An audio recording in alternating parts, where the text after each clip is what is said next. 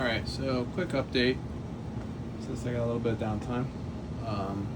In the last video I kind of talked about how I was having some issues with my rubber, well it's TPU, but it's kind of like a rubber for people that don't know 3D printing. It's like a flexible rubber boot that goes in the back. I made that intentionally to kind of fill any space that I couldn't design around because I did not 3D scan these. I just took old school measurements and went from there. So the issue is like when you torque this down, you get a little bit of like a sagging in the back, and I'm trying to design that out so I don't have as much, at least. Outside of a few more tweaks, I'm not really sure what more I can do outside of just getting rid of that altogether. I think that might be the next thing, is just not have the lip come all the way up to the surface here. I don't know, I'll figure it out. I'm pretty content with the way that the plates came out, especially these. So these are the final version. I need to clean them a little bit. They got like fingerprints and stuff on them, but I like the styling it came out. And I forget, I set one of the printer settings and kind of got that design on it, which came out pretty cool. So I'm gonna leave that the way it is, and I'm gonna check on this in the morning, see how this turns out. I probably won't even really check in the morning, honestly. Yeah, I'll be at work when it finishes. I can't see it, but 10 hours still. That's going on 11 o'clock. 10, a little after 10 now.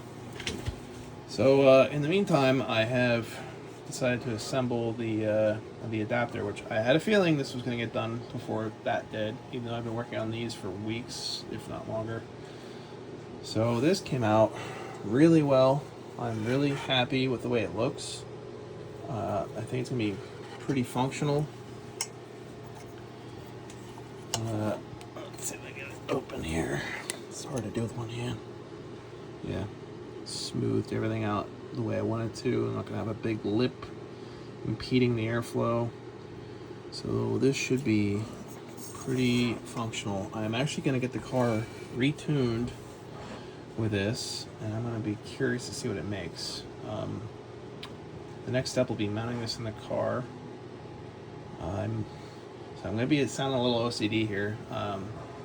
Just real quick, when I checked on this print this morning, it was a little warped at the corners, which you might be able to see, probably not. So I'm a little concerned that I might have leakage, but with these gaskets that I printed, I'm pretty sure we'll still have a seal. Torque everything down, I think it'll be sealed. I haven't put these guys in yet, so these are compression limiters that go in the sleeves where the bolts go. So that'll help a little bit. We'll see. We'll see how this turns out. I'm a little skeptical, and I'm actually printing another one just in case, which is probably gonna be a waste of filament. But we'll see. I'm gonna try to mount this in the car and run it as is, just to see how it idles. And then I think I'm going to end up 3D printing an intake for this, because I don't think this is going to line up with the intakes in there right now, because now we're a solid 2, maybe 2.5 inches that way. And I think it's on an angle where the RBC that's currently in the car, I think it's more straight. So that's going to be fun to try to figure out. I am going to get this car retuned after this is installed. I'm really interested to see how that turns out. I've had this car dyno tuned twice. The original stock K20 Z1 made 225 wheel and like 170-ish wheel torque, which was crazy, but that lasted a week and it started knocking. And it wasn't anything to do with the tuner. It was like an issue with my injectors. I had somehow gotten knockoff RDX injectors, ruined the engine. It is what it is. I mean, I was kind of annoyed, but I went full K20A, and that was 5 years ago when they were pretty reasonably priced. So I'm not complaining. I have a K20A, but surprisingly, after a tune on the K20A with the exact same modifications as the first time, I made exactly the same power, 225 wheel, and I think 167 foot-pounds of torque. Not not really sure why, other than the fact I switched tuners, and I think maybe it was more altitude with the new tuner. I don't know. It's not really a big deal. It's just numbers at the end of the day. But I'm hoping to hit 230 after this is installed.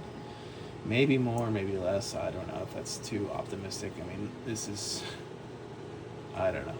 This might be a whole lot of pain for 5 wheel horsepower. Who knows? But I mean, for a 2 liter to make 230 wheel is pretty decent with no turbo or anything. So we'll see. I'm not expecting massive gains without boost. So, but this is a car that I do take to the track, so it is going to stay NA. So the goal is to try to extract more power out of it NA and not have to do anything too crazy like add a supercharger or turbo. Or I'm not going to the K24 yet, even though I'm starting to wish with the more track days I do, I kind of want that extra torque. But for now, we're going to say K20A and keep it NA. But yeah, I guess this is where we're going to leave off for now. The next goal, immediate goal, is going to be to get these mirrors on the car, get them mounted, get the car packed together, and then I'll be mounting this in, and that's going to be a lot of pain to figure out how to get an intake in. If I have to make one, I'm not sure yet. If I do make one, it's not going to be a traditional cold air. I'm probably going to do a box, kind of like the factory OEM box, and maybe even use a factory OEM box and just make an arm go to it, and then maybe the snorkel modify to go down like a cold air. We'll see. We'll see how this all pans out. Let's do one step at a time. So mirrors first, mount this in the car next, and I'll go from there.